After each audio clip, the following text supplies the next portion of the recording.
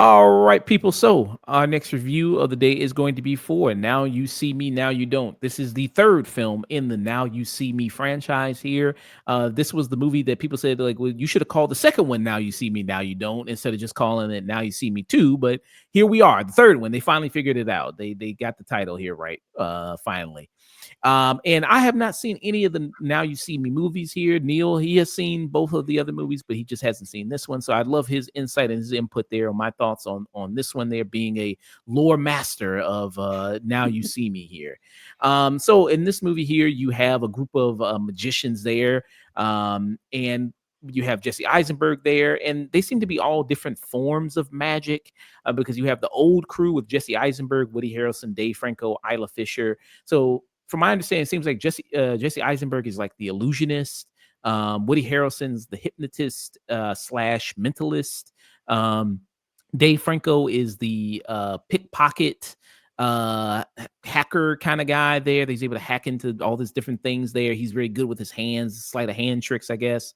Then you have Isla Fisher, who's like a master escape artist there. So is that generally their skill sets pretty much? Yep, that is verbatim exactly what they are.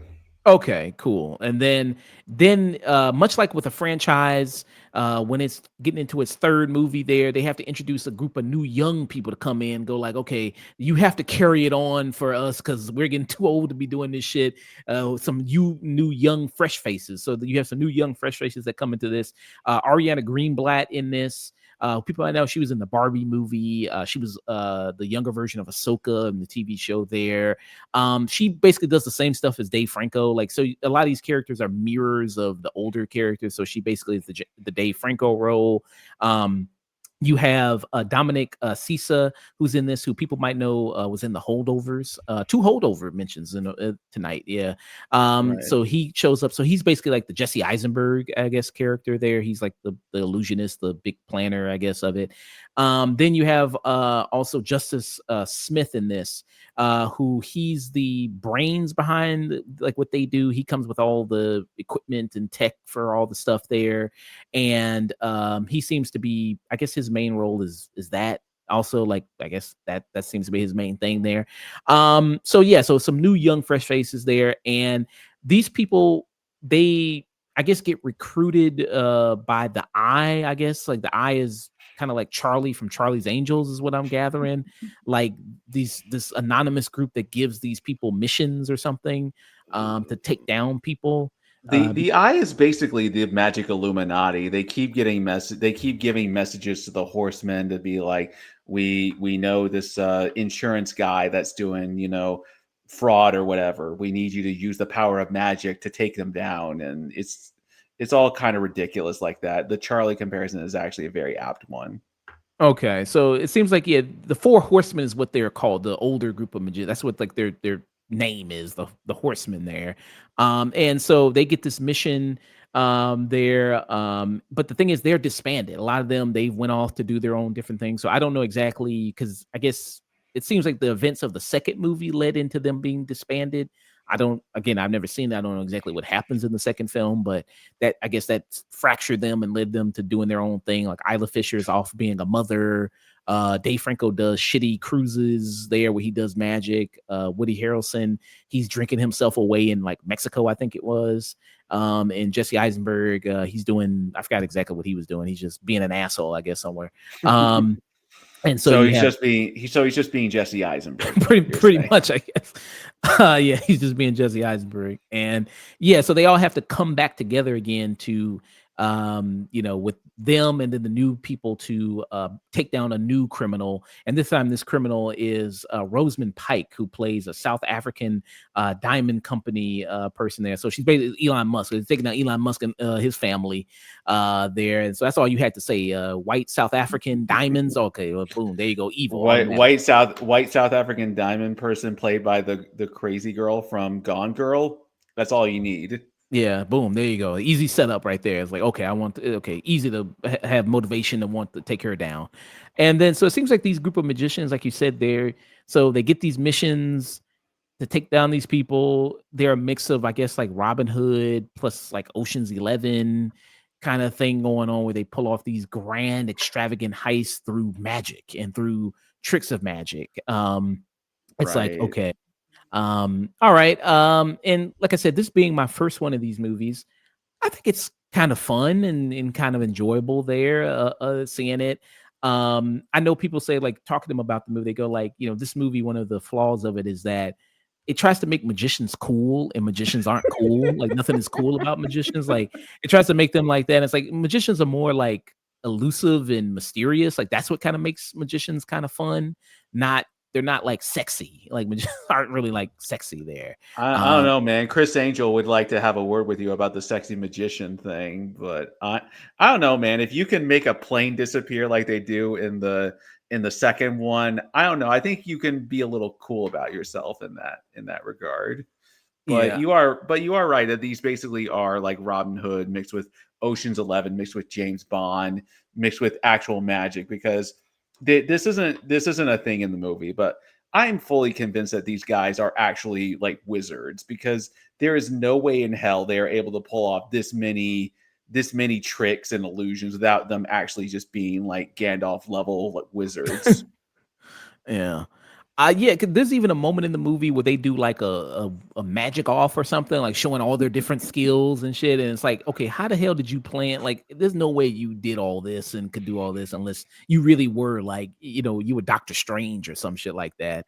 And then the fact that these people, they're famous figures. I mean, the horsemen, from my understanding, are like famous. They travel and everything like so. People know who they are internationally. So the fact that they're doing all this and they are committing crimes in the process of taking these people down. And then it's like, okay, but are they not gonna get arrested for the crimes that they committed throughout this whole That thing? yeah, that's what makes this whole film series just so silly. It'd be like if James Bond was a household name in the 007 universe. They're just like flying around like, "Hey, I'm Jesse Eisenberg of the Horsemen and we're going to walk in and we're going to steal this diamond or whatever." It's all very silly. You are right about that. Yeah, but this, I mean, they do some fun, action bits like even that scene they just played where they kind of do like an Inception moment where they flip a hallway around. That's kind of fun. They do something when they fight people with the power of magic, like they're able to use their different skills and things like that. Like it's fucking goofy, but like there's one moment like Woody Harrelson because he's like a mentalist hypnotist, like he's trying to like use his powers on a cop to try to take him down. It's like okay, all right, sure. But and it seems like from my understanding, like looking at the other tomato scores for this, it seems like this might be the most popular one. Like it seems like people like this one more than the other ones. It seems like people really hated the second one. Can you shed some insight on that? Did you hate the second one or I did not hate the second one because it's exactly like the first one. I think the first and second one they're both sort of like 3 out of 5 movies, but they're more just silly fun than anything. But I mean, the big issue with the second one is the fact that Isla Fisher is not in it. They have Lizzie Kaplan? yeah, they have Lizzie Kaplan who basically fulfills the exact same function as Isla Fisher, but you know, aside from that, the second one is more or less the exact same as the first one, except they go to a place that's clearly not Shanghai because they are clearly filming on a soundstage somewhere. But that's Okay. really the only problem with it. And but Daniel Radcliffe is fun as the villain in the second one. So Okay. I will say the first one has a bit more of a story to it because it's setting up the universe and there's this whole double agent storyline that I don't really know how much is talked about in the third one, but there's a double agent storyline in the first one that's kind of interesting before it becomes absolutely ridiculous at the end. But yeah, I think quality wise they're about the same to be perfectly honest. Okay, interesting. I'm interested to go back and watch them. They are on Peacock. I have Peacock, so maybe when I'm bored, maybe I'll check it out. You know what I mean? Maybe the first and second one. This is directed by Ruben Fleischer, who's he's also done like Zombieland. He did Venom. He did The what else is Uncharted movie.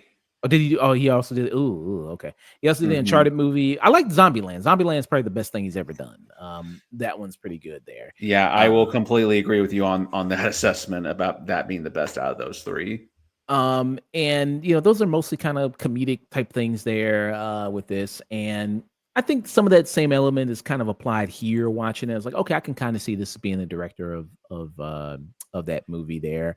And like I said, the cast works really well. Dominic Sisa, he's really a standout in here. He's just got it. You like a guy that just has natural screen presence and is good to watch. He's just got that ability. The Holdovers, I think, was like the first movie he was ever in, first thing he was ever Right. in actor wise, and he was great in that. And I think he's good in this as well. That really works. And then you do get a lot of like old versus young, like, oh, you youngins don't know nothing about this. This is real magic, and y'all, and they have to show up the old people, and the old people got to show up the young people. Like there's a little bit of that kind of going on in it, jokes, which is fine. But yeah, and then when they do the whole big takedown of the person and they do their whole objective, it's like this is so fucking ridiculous. I can't take this seriously, but whatever, you just go with it. I think in its absurdity of it, that's I fine. I mean, Uh, it's no more ridiculous than the Fast and the Furious movies when you really think about it, because like in those movies, they're using cars to take down spies and like big military guys, and here they're just using magic to take down, diamond smugglers. It's funny you mentioned that because there is a scene that they go to a country that is sponsoring like this racetrack. They're sponsoring like this big race and everything like that. And then one of the characters hops in like a F1 car and they're like trying to outrun the police. It's funny you bring up Fast and Furious because it's one of the things in the movie. So yeah, I mean, this being my first one, I had a decent time with it. I think it's kind of fun, and kind of enjoyable for what it is there.